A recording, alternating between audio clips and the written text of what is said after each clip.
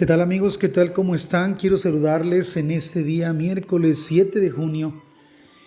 Bueno, quiero compartirles un poco acerca de la lectura del tiempo con Dios, TCD, que se basa en Lamentaciones, capítulo 2, versos 1 al 10.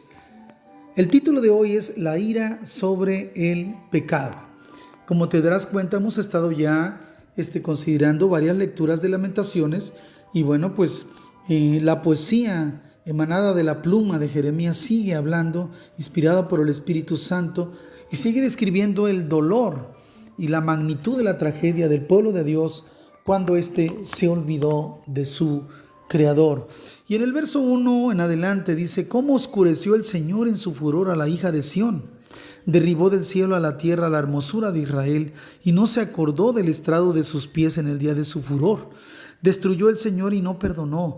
Destruyó en su furor todas las tiendas de Jacob. Echó por tierra las fortalezas de la hija de Judá. Humilló al reino y a sus príncipes. Cortó con el ardor de su ira todo el poderío de Israel. Retiró de él su diestra frente al enemigo. Y se encendió en Jacob como llama de fuego que ha devorado alrededor. Entesó su arco como enemigo. Afirmó su mano derecha como adversario. Y destruyó cuanto era hermoso. El Señor llegó a ser como enemigo, destruyó a Israel, destruyó sus palacios, sus fortalezas, y multiplicó la tristeza y el lamento. Quitó su tienda como enramada de huerto, destruyó el lugar donde se congregaban, hizo olvidar las fiestas solemnes y los días de reposo, y en el ardor de su ira ha desechado al rey y al sacerdote. Desechó el Señor su altar, menospreció su santuario, ha entregado en mano del enemigo los muros de sus palacios, hicieron resonar su voz en la casa de Jehová como en día de fiesta.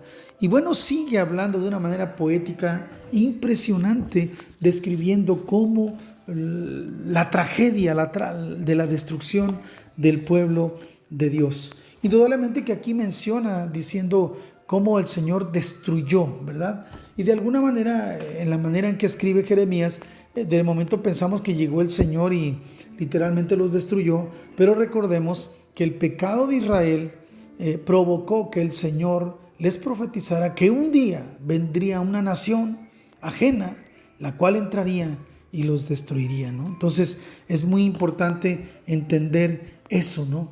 Entonces el Señor permitió todo esto a raíz del pecado de la nación de Israel.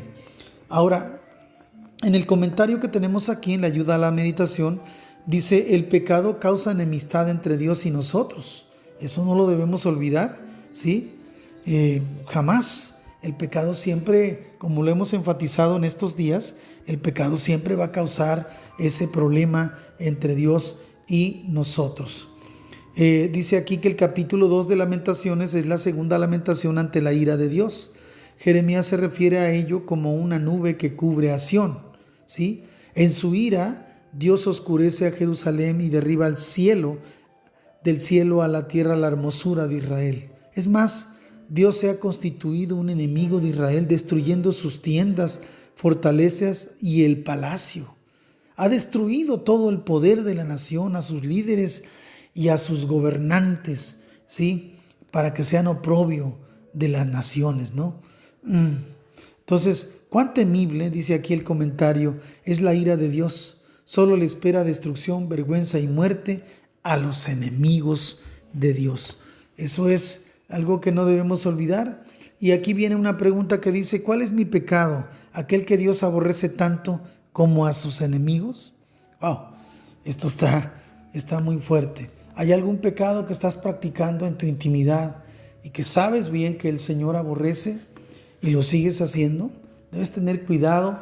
Dice Pablo que el que siembra para su carne, de su carne cosechará corrupción. Debemos tener mucho cuidado de lo que estamos haciendo.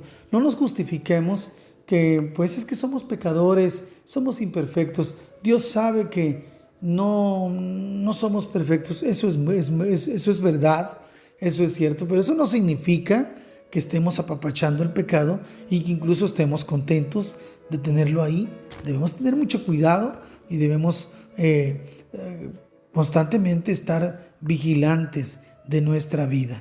Dice el siguiente comentario: nadie puede prevalecer si Dios lo tiene por enemigo. Por supuesto, nadie podrá permanecer de pie si es enemigo de Dios. En el ardor de su ira, Dios destruye el templo, un motivo de jactancia para Israel. En otras palabras, destruye su santuario como una enramada de huerto, ha hecho olvidar las fiestas solemnes y el día de reposo. Entonces, en este sentido, a raíz de la destrucción, indudablemente que las actividades del pueblo de Dios entran en un receso. Las actividades del pueblo de Dios entran en un receso, todo entra totalmente, queda momentáneamente anulado, no pueden seguir debido a que ahora ha entrado el enemigo y se ha llevado cautivo a parte de la nación, ¿sí? El rey y sus príncipes son avergonzados, llevados cautivos a tierra de los gentiles. Eso también es muy triste. Los profetas no reciben ya la visión de Dios. La única manera de terminar con la enemistad y restaurar su relación con Dios, pues es el arrepentimiento. Es la única manera. El pueblo de Dios no tiene otra alternativa más que arrepentirse de sus pecados. Es definitivamente. Y aquí viene una pregunta: ¿cómo se sentirá Dios cuando tiene que juzgar a sus hijos amados? Pues debe ser doloroso para Él, porque Él nos ama, ¿sí? Yo creo que Él nos ama tanto que el primero que sufre por la desobediencia de nosotros es Él. No somos nosotros, es Él. Porque Él quiere que vengas a Él, Él quiere que procedas al arrepentimiento. Él espera que te rindas, Él espera que le digas: Señor, ya no puedo más, perdóname, he fallado, he actuado mal. Él espera todo eso, y cuando no lo ve, Él es lastimado, Él se pone triste, porque sabe lo que te espera, sabe que viene destrucción para tu vida. Entonces, qué fuerte, ¿no? Tener un Dios tan amoroso, tan maravilloso, tan grande, que espera que nosotros obedezcamos su palabra, que espera que nosotros digamos no al pecado y no le dejemos chance al enemigo de destruirnos, ¿no? Hay un artículo muy interesante en la página 51 acerca de la sabiduría, ¿sí?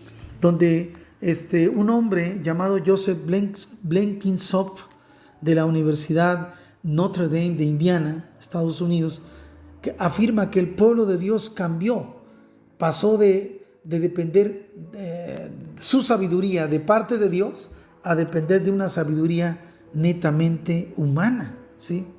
Y dice que afirma que este cambio en la naturaleza de la sabiduría fue lo que creó lo que él le llama la paradoja de la sabiduría, ¿sí? Esta se refiere a la realidad de que la sabiduría que tradicionalmente daba vida en Israel, puesto que venía de Dios, se convirtió en un elemento que atrae la muerte y el fracaso. En realidad, lo que las personas del mundo consideran un hombre muy sabio, para la Biblia, simplemente eso es astucia. Aunque parezca que la sabiduría que no venía acompañada de la obediencia a la palabra de Dios les dio éxito a corto plazo, terminó llevando a Israel hacia la destrucción. Estimados amigos, tengamos mucho cuidado. La sabiduría verdadera comienza con el arrepentimiento. Dios, te necesito. Dios, aquí estoy. Por muy inteligente que soy, no puedo más. Ayúdame tú. Señor, en el nombre de Jesús, yo te pido que bendigas a cada persona que escuchará este audio. Señor, te pido que le ayudes, que le bendigas, que él pueda tener una visión clara, cómo depender de ti, una visión clara de lo que significa el pecado y cómo nos puede romper nuestra relación contigo y puede abrir una puerta a la destrucción. Señor, ayúdanos a depender de ti, a odiar el pecado y a recibir tu sabiduría para vivir cada día agradándote, Señor. En el nombre de Jesús. Amén.